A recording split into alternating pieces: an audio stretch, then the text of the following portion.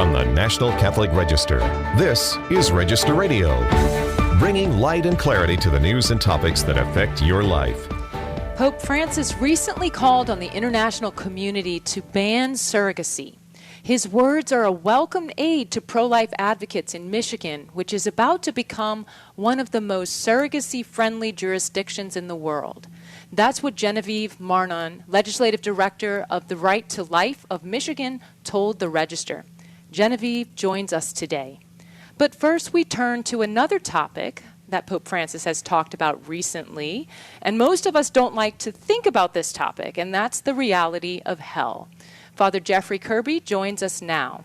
I'm Jeanette DeMello, Executive Director of the National Catholic Register and Catholic News Agency, and your host here on Register Radio. I'm joined by my co-host, Matthew Bunson, who is EWTN News' Vice President and Editorial Director. Hey, Matthew. Hello, good to be with you.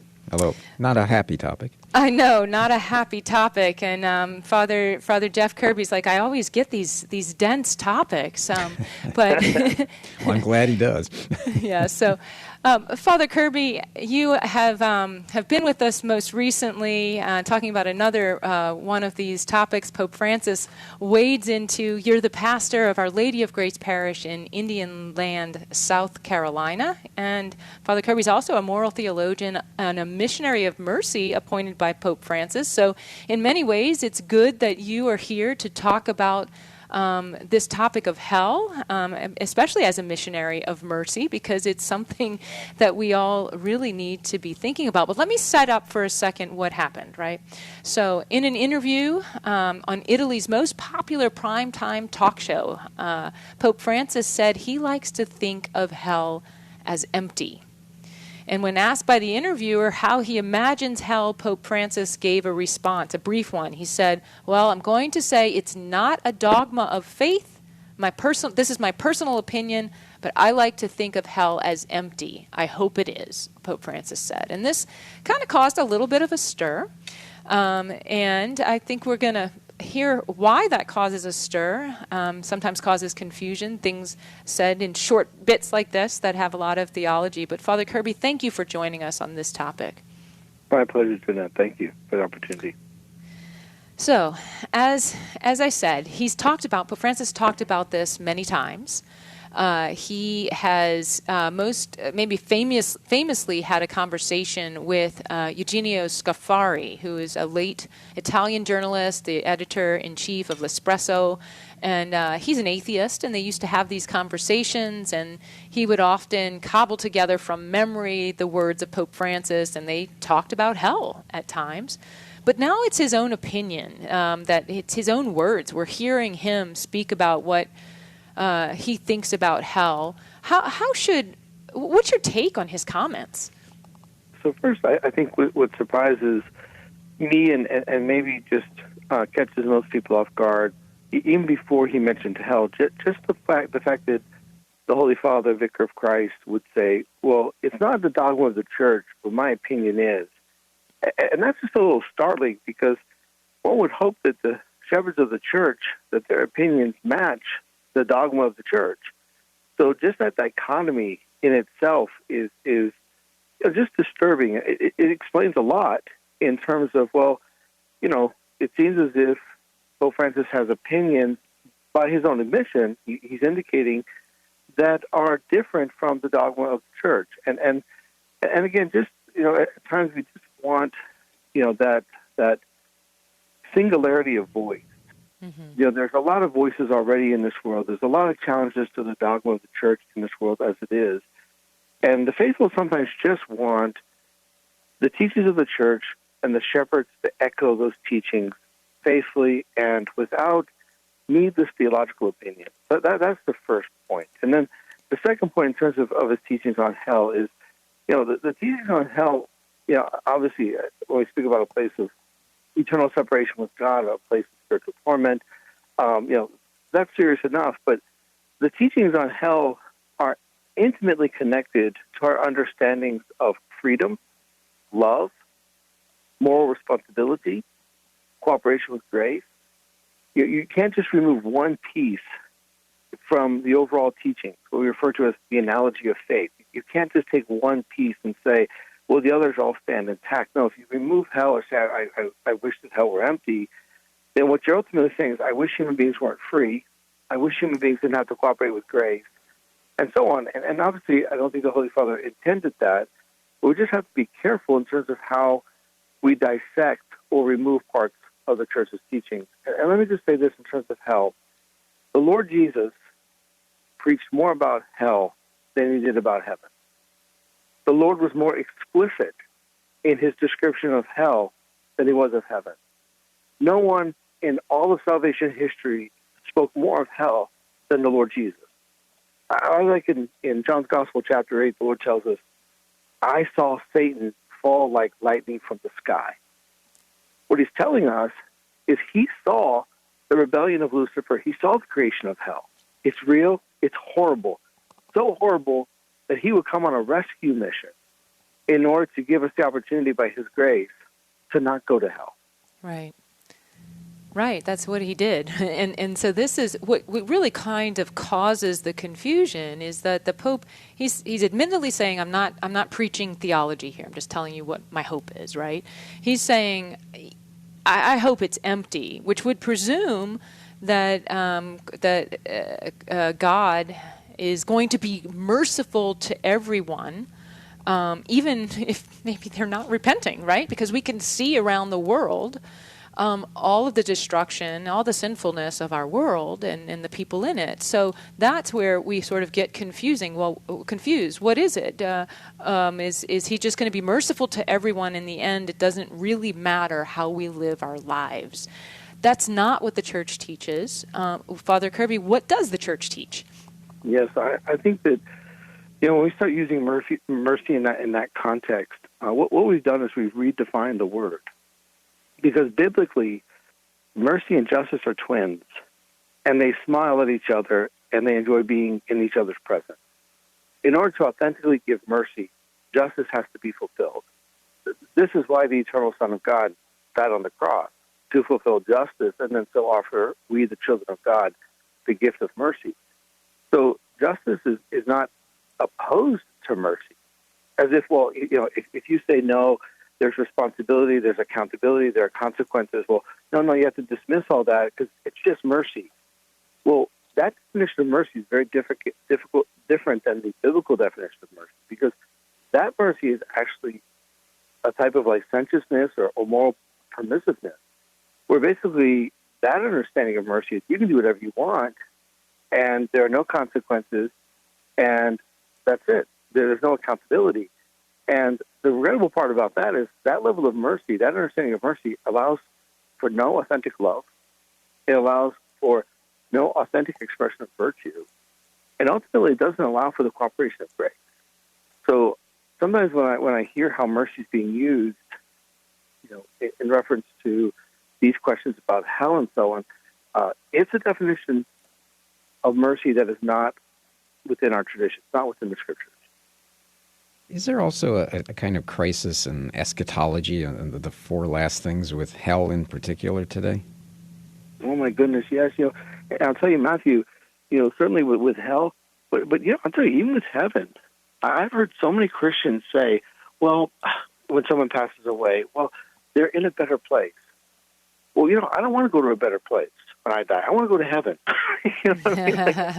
I want to be in the fellowship of the Father, the Son, and the Holy Spirit. So even heaven is kind of diminished a little bit, but certainly hell. In fact, we're told by Pew Research that most Catholics do not believe in hell, which means ultimately they don't believe in freedom, they don't believe in love, they don't believe in cooperation with grace. And then you could begin to question whether they really believe in the saving power of Jesus Christ. So definitely, I think the whole question of eschatology is in dire need of some stronger teaching and formation, catechesis. Because if we don't understand our goal, if we don't understand our purpose, which is to get to heaven, then we're not going to understand our lives. St. Thomas Aquinas, one of our great teachers, he says, the end does not justify the means, obviously, but the end orders the means. Very true. If I know I'm going to heaven, I don't want to go to hell. It orders everything else. I give mercy when I don't want to. I go the extra mile in selfless service when I don't want to.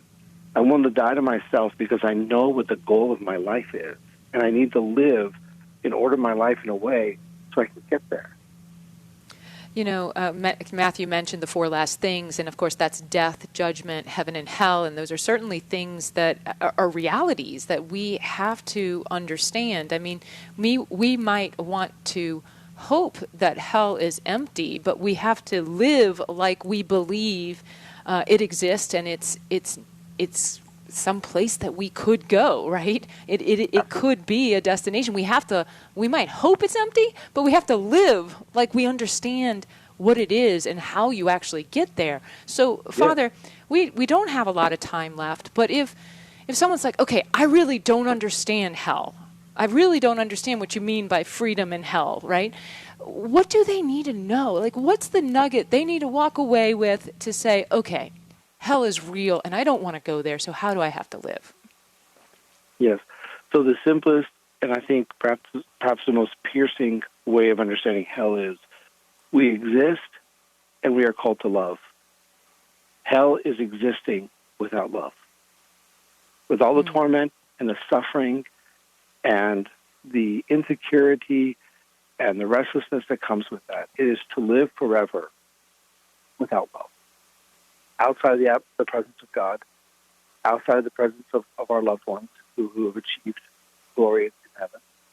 So it is to be without God, without love, forever. It will never end. It is a horrific, terrible place. And I'll just say this, Jeanette, like, for us, we have to believe and live as if heaven and hell are real, because we know they do. And I'll say this, as shepherds of the church, myself as a local priest, I have to make sure I preach that to the faithful. We live in a relativistic world. We live in a world that tells us that God doesn't exist, right and wrong aren't real, prayer has no power. The faithful need to hear a consistent and clear voice from the shepherds. They don't need theological opinions. They're challenged enough. The faith is dismissed enough in our world. There has to be a robust reinforcement and clear teaching from the shepherds of the church. So, in other words, if we have to, if hell is the absence of love, if it's the absence of community and communion, if it's utter loneliness and isolation, then obviously we need to live in relationships that are founded on communion, not only with ourselves and with others, but with God, right? And I think that's where we need to turn our direction, is how do we have to live if we don't want to end up in hell? Father Kirby, these are important topics. I know they're difficult to talk about, and the last time you were on, we were talking about same-sex blessings, another challenging topic. But as I said when we were joking around before the show, you know, these are sad topics, but the more we talk about them, hopefully the merrier we will be in the next life. So thank you for being with us. My pleasure. God bless you. When we come back, we'll be joined by Genevieve Marnon, who is the Legislative Director of Michigan's Right to Life, and we will be talking about surrogacy. This is EWTN on Register Radio. Stay tuned for more.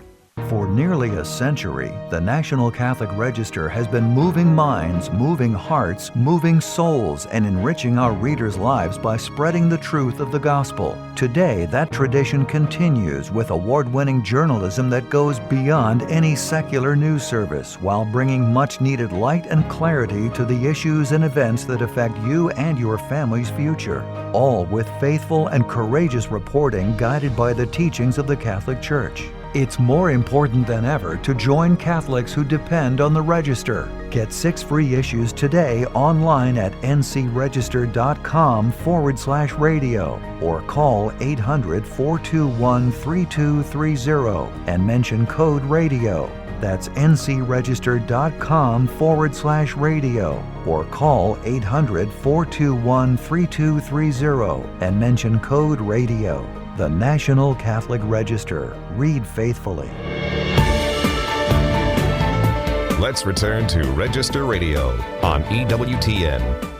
Welcome back. I'm Jeanette DeMello, Executive Director of the National Catholic Register and Catholic News Agency, and I'm here with Matthew Bunson, EWTN News' Vice President and Editorial Director and my show host, co-host, I should say. And we're talking about another topic that Pope Francis has recently spoken about. He talked about surrogacy and how it should be banned, basically prohibited within around the world. And these were welcomed words in many, many places where they've been battling the popularization of surrogacy. And one of those places is in Michigan, which currently bans paid surrogacy but does not enforce unpaid surrogacy contracts. So today we have Genevieve Marnon, who is the Legislative Director for Right to Life of Michigan, where she works with legislators and policy staff and other stakeholders on advocating pro-life policies in the state, fighting policies that are anti-life. And that's what she's doing here. So Genevieve, welcome to the show. So much for having me. I really appreciate it. Absolutely. So I know you spoke recently to one of our reporters at the Register, Matthew McDonald, and I saw your comments there, and I thought, okay, I need to have her on to explain the importance of this moment. And he said, you said to him that Michigan is really about to become one of the most surrogacy-friendly jurisdictions in the world. Tell me more about what is happening there. Who would have thought?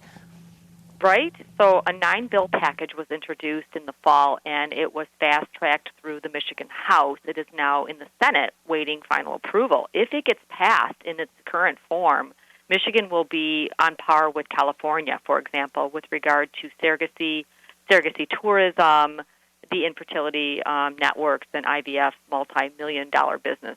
And they're just waiting to come here in Michigan. We're one of the few states that has not opened the doors to the multi-billion-dollar IVF industry. So Pope Francis's recent words must have helped you out, I hope. I mean, how has this been used, and has it been helpful to have a world leader, the leader of the Catholic Church, say something so direct? I was very pleased with Pope Francis's statement on this. He's not wrong, and in fact, Michigan is more in line with the rest of the world, in that places like Canada, Australia, and England have laws very similar to ours, where altruistic or non-compensated surrogates are allowed, but compensation, in other words, renting wombs, is not allowed in our state, and that's more consistent. Most European countries don't allow any form of surrogacy, but most of the United States does. Yes, and I guess we have to discuss what the Catholic Church teaches about surrogacy. I think that's very important to know that the Church acknowledges the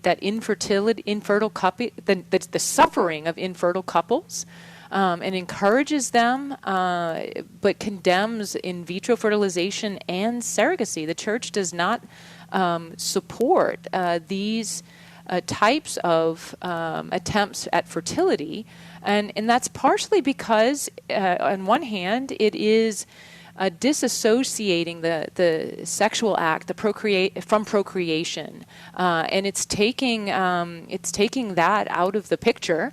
It's a bit of acting like God, and that is something the Church has really taught very strongly about for many, many years.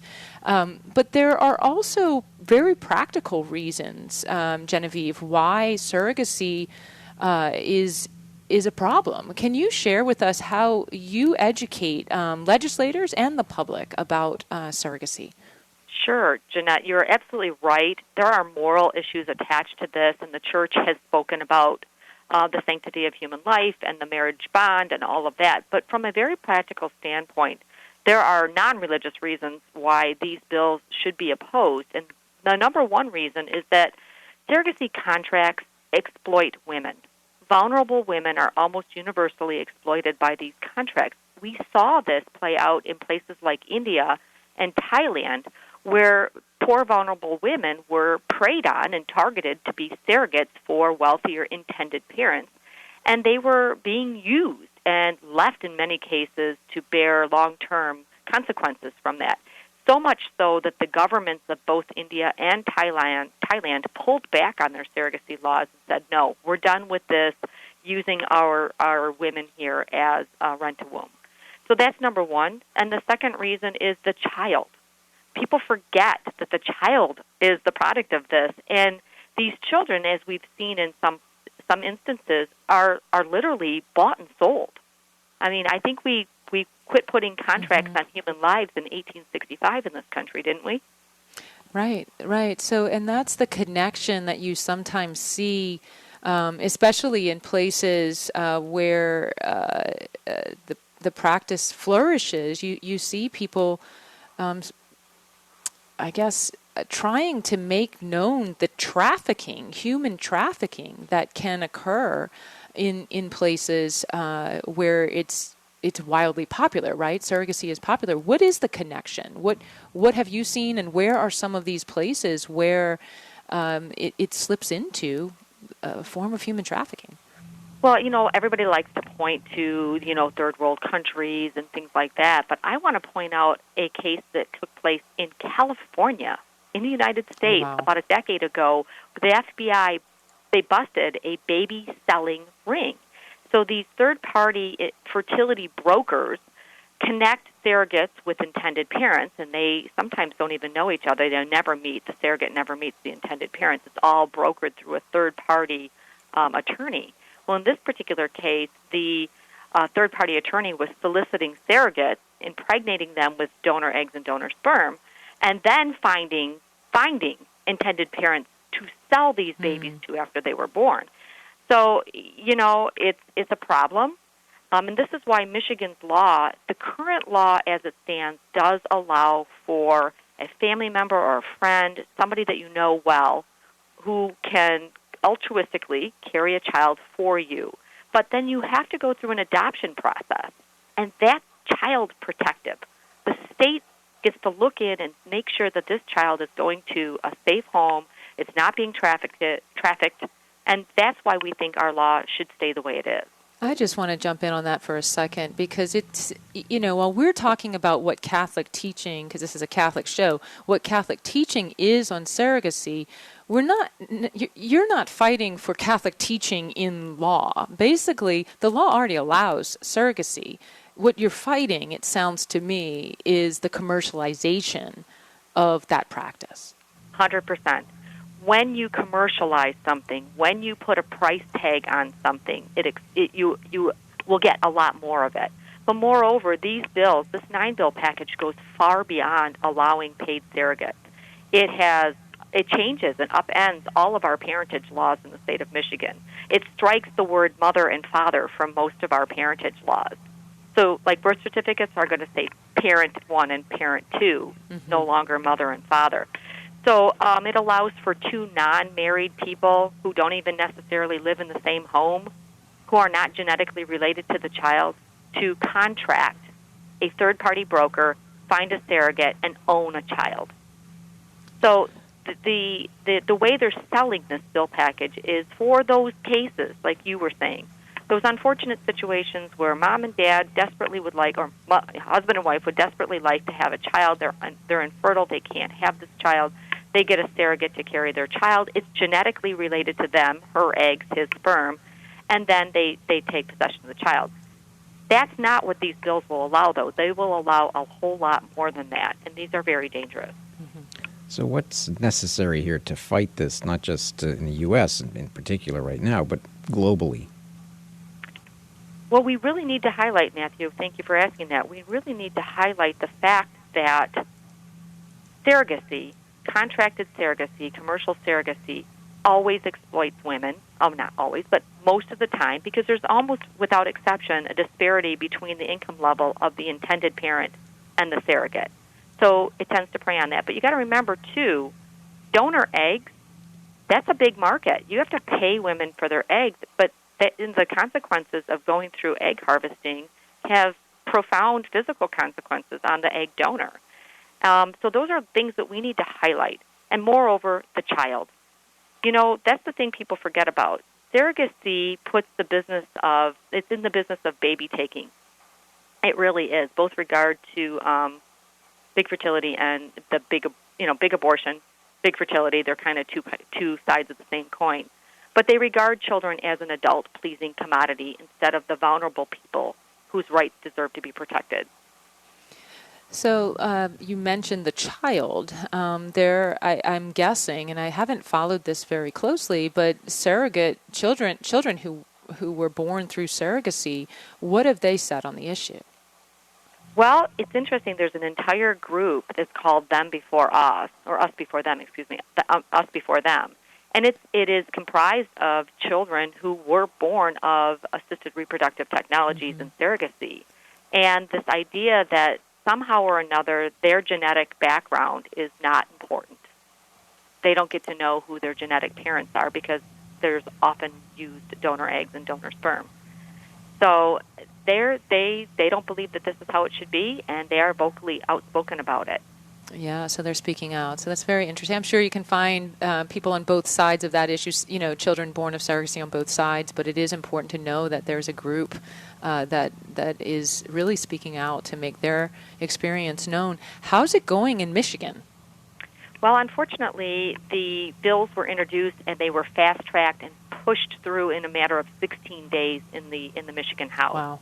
They now sit in the Senate where there is a two-seat majority, Democrat majority. Not that you have to be a Republican or a Democrat on this issue, but it seems to be very much being pushed by the Democratic Party. They're all bill sponsors.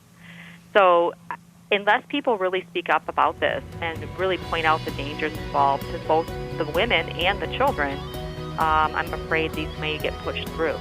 Unfortunate. It's very unfortunate. Well, Genevieve Marnon, I am very grateful for your time. Genevieve is with Michigan's Right to Life, and we're talking about surrogacy. She spoke to Matt McDonald on whose article was published at ncregister.com. You can find that article there. It's titled, Pope's Condemnation of Skyrocketing Surrogacy Market Touches a Nerve with Some and Encourages Others. Genevieve, thank you so much for being with us. Jeanette, Matthew, thank you so much for having me. Remember, for more news, analysis, and commentary, check out the National Catholic Register online at ncregister.com. Thanks for joining us here on Register Radio on EWTN, together with Matthew Bunson and today's producer, Ace McKay. I'm Jeanette DeMello, and I pray until next week, may God bless you.